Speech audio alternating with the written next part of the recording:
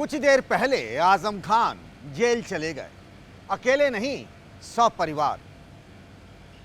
उनके बेटे अब्दुल्ला आजम और उनकी पत्नी डॉक्टर तंजीन फातिमा तीनों जेल चले गए। 2 साल तक आजम खान जेल में थे। कुछ ही महीनों पहले सीतापुर की जेल से छूटे और फिर जेल का रास्ता पकड़ लिया। तो अब सवाल ये उठता है कि क्या आजम खान अब जेल में ही रहेंगे?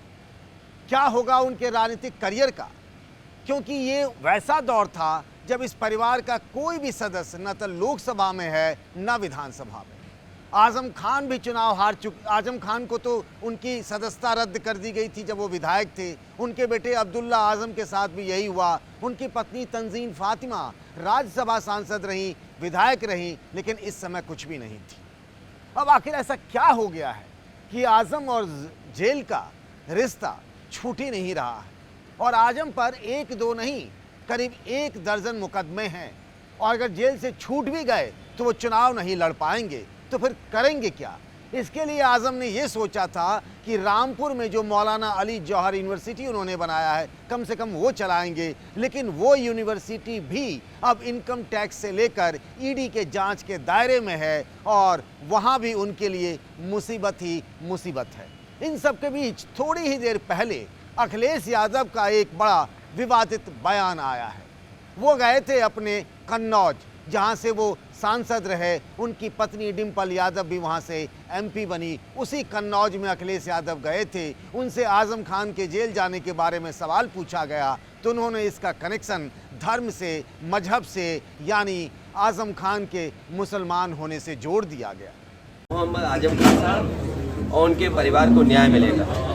उनके खिलाफ बड़ी साजिश हुई है, बड़े षड्यंत्र हुए हैं और साजिश षड्यंत्र का ही परिणाम है कि आज उन्हें इस तरह की सजा का सामना करने पड़ रहा है। और उन्होंने यूनिवर्सिटी बनाई और बीजेपी के लोगों का कहना है, बीजेपी के अंदर के लोग हैं, जो अंदर लोग बैठे हैं, उन तक ने कहा कि आजम खान साहब मुसलमान हैं, इसलिए उन्हें इस तरह की सजा का फेस करनी पड़ रही है। बोलो आजम भाई क्या कहेंगे इस फैसले को? इंसाफ में और फैसले में फर्क होता है। ये फैसला हुआ जी, तो क्या फैसले के खिलाफ आप इसमें अपील करेंगे? विचार करेंगे, हमारे वकील लोग करेंगे विचार इस पर। तो क्या लगता है सजा पे आपको ज्यादा मिलती है? कल से ही पूरे शहर को मालूम था, आपके छोटे चैनल्स पर चलने लगा था कितनी सज़ा होनी है। क्या कहें इससे ज़्यादा, ये भी मालूम था कितनी सज़ा होनी है, कल से मालूम था। आप ही के चैनल्स पर चल भी रहा था, अब आपने जजमेंट देख लिया होगा, हमें आज पता चला। चलें सर, जगह पर आइए। इसके मतलब निकालें, मायने निकालें तो ये मतलब निकलता है कि आजम खान अगर मुसलमान नहीं होते तो शायद उनके खिलाफ इतनी कार्रवाई नहीं होती। नमस्कार, मैं हूं पंकज झा। आप मेरे साथ देख रहे हैं अंदर की बात। आज हम बात इसी पर करेंगे कि क्या सचमुच में अखिलेश यादव ने जो कहा कि अगर वो मुसलमान ना होते तो शायद उन्हें इस तरीके से जेल नहीं जाना पड़ता, उनके खिलाफ इतने सारे मुकदमे नहीं होते, हेट स्पीच से लेकर के अब्दुल्ला आजम के बर्थडे सर्टिफिकेट में। अब हम इसी पर विस्तार से बात करेंगे। अब अगर आज जिस मामले में रामपुर की एमपी एमएलए कोर्ट ने आजम खान, उनके बेटे अब्दुल्ला आजम और आजम खान की पत्नी तंजीन फातिमा को 7-7 साल की सज़ा सुनाई है, उसका किसी मजहब से क्या लेना देना? वो हिंदू हो, मुसलमान हो या फिर किसी और धर्म का हो। बात तो बर्थ सर्टिफिकेट की थी, अब्दुल्ला आजम के बर्थ सर्टिफिकेट की। एक बर्थ सर्टिफिकेट लखनऊ नगर निगम से बना और एक रामपुर नगर पालिका से बना। 2017 में रामपुर के ही स्वार विधानसभा सीट से जब वो चुनाव लड़ रहे थे अब्दुल्ला आजम खान के छोटे बेटे, तब ये बर्थ सर्टिफिकेट लगाई गई थी और उनके पास पहले से एक बर्थ सर्टिफिकेट रामपुर वाली पड़ी हुई थी। और इसी के आधार पर बीजेपी के विधायक आकाश सक्सेना ने उनके खिलाफ मुकदमा दर्ज कराया और फिर एमपी एमएलए कोर्ट ने सजा सुना दी है। अब इस अदालत के फैसले का किसी धर्म यानी मुसलमान होने से आजम खान का लेना देना आपको समझ में आ रहा है? अगर आजम खान की जगह कोई और होता और अगर उसने भी यही गलती की होती तो क्या उसके खिलाफ अदालत ये सज़ा नहीं सुनाती? आप खुद सोचिएगा और ये समझिएगा कि आखिर राजनीति में माफ़ करिएगा, कोर्ट के फैसले को भी किस तरीके से उसके राजनीतिक मायने में ढाल दिया जाता है। अब हम बात करते हैं कि आज की तारीख में आज़म खान और उनका परिवार किस तरीके से मुश्किलों के दौर से गुजर रहा है। सबसे बड़ी बात ये कि कोई पहली सज़ा नहीं हुई आज़म खान को। आज़म खान पर 2019 में हेट स्पीच देने के मामले में सज़ा हुई और उनकी विधायकी चली गई। 2019 में लोकसभा का चुनाव वो रामपुर से लड़ रहे थे और तब उन्होंने मुख्यमंत्री योगी आदित्यनाथ से लेकर उस समय के रामपुर के डीएम आंजनेय कुमार सिंह के खिलाफ जो आपत्तिजनक बयान दिए थे उसके आधार पर मुकदमा दर्ज करवाया गया। उसमें अदालत ने सज़ा सुनाई और फिर उनकी सदस्यता चली गई और उनको चुनाव लड़ने से भी अयोग्य करार दे दिया गया। इसी तरीके से 2008 के एक और मामले में उनके बेटे अब्दुल्ला आजम के खिलाफ भी यही कार्रवाई हुई।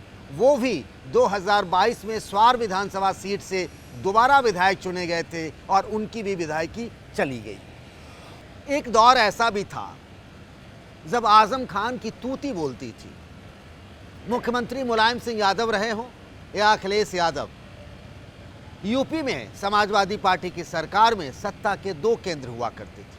अगर एक केंद्र मुलायम सिंह हो गए तो दूसरा केंद्र आज़म खान, अगर एक केंद्र अखिलेश यादव रहे तो दूसरा सेंटर पावर का वो आज़म खान बने रहे। आज़म खान जो चाहते थे वही होता था, उनकी हर बात सुनी जाती थी। अगर नहीं सुनी जाती थी तो फिर आज़म खान किस तरीके से क्या करते थे ये सबको पता है। ये भी सच है कि आज़म खान की उनके हर करीबी आदमी से कभी न कभी एक बार झगड़ा ज़रूर हुआ। मुलायम सिंह यादव से भी वो अलग हुए। जब उन्होंने मुलायम सिंह यादव ने कल्याण सिंह जो यूपी के पूर्व मुख्यमंत्री थे उनके साथ दोस्ती कर ली तो आज़म खान अलग हो गए थे। अमर सिंह से भी उनकी नहीं बनी। आज़म खान की अधिकतर अपनी पार्टी के मुस्लिम नेताओं से कभी नहीं बनी, लेकिन वो एक अच्छे वक्ता माने जाते थे और समाजवादी पार्टी के सबसे बड़े मुस्लिम चेहरा, इसीलिए सब ने उनकी बात सुनी। उनकी ही ज़िद पर, आज़म खान की ज़िद पर ही कांग्रेस के नेता रहे कपिल सिब्बल, जो बड़े जाने माने वकील हैं, जिन्होंने आज़म खान की बहुत कानूनी मदद की, उनको निर्दलीय राज्यसभा का सांसद बनवा लिया अखिलेश यादव पर दबाव डालकर। मतलब हमने अपनी आंखों से देखा है कि आज़म खान जब लखनऊ में अपने मंत्री के घर पर थे तो अखिलेश यादव उनसे मिलने गए और उन्हें आधे घंटे तक इंतज़ार करना पड़ा। ये बात तो अतीत की हो गई है, लेकिन बदले हुए हालात में अब देखिए कि रामपुर की लोकसभा सीट जो अब बीजेपी के पास है, 2019 में आज़म खान रामपुर से लोकसभा के सांसद चुने गए। फिर 2022 में वो रामपुर से विधायक चुन लिए गए तो ये सीट खाली हो गई, यानी रामपुर की लोकसभा सीट। और तब जब उपचुनाव हुआ तो वहाँ से बीजेपी जीत गई।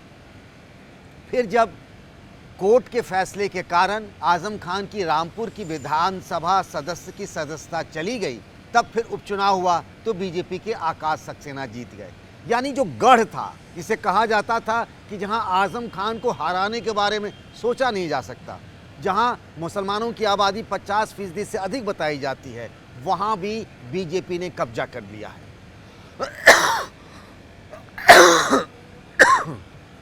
एक तरीके से जो रामपुर और आसपास के इलाके को माना जाता था कि आज़म खान का वो गढ़ है, वो वैसा नहीं रहा।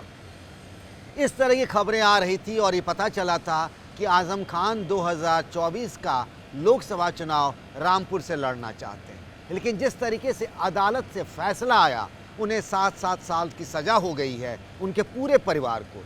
ऐसा ही एक मौका था जब उनका पूरा परिवार सीतापुर में महीनों तक जेल में रहा था और फिर अब वही हालात बन गए हैं। अब अगर उन्हें हाई कोर्ट या फिर ऊपरी अदालत यानी सुप्रीम कोर्ट, जिसे सर्वोच्च अदालत कहते हैं, अगर वहाँ से भी राहत मिलती है तो भी लंबा वक्त लगेगा और इस बात की गुंजाइश बहुत कम है कि आने वाले वक्त में उन्हें राजनीतिक तौर पर कोई राहत मिल जाए।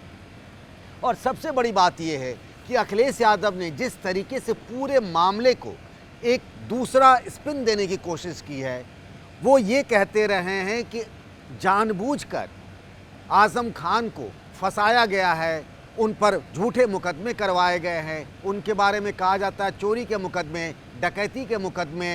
एक वक्त था जब आजम खान की भैंस चोरी हो गई, उसे पकड़ने के लिए यूपी की एसटीएफ को लगाया गया और उन्हीं आजम खान पर फिर चोरी और डकैती के मुकदमे भी हुए।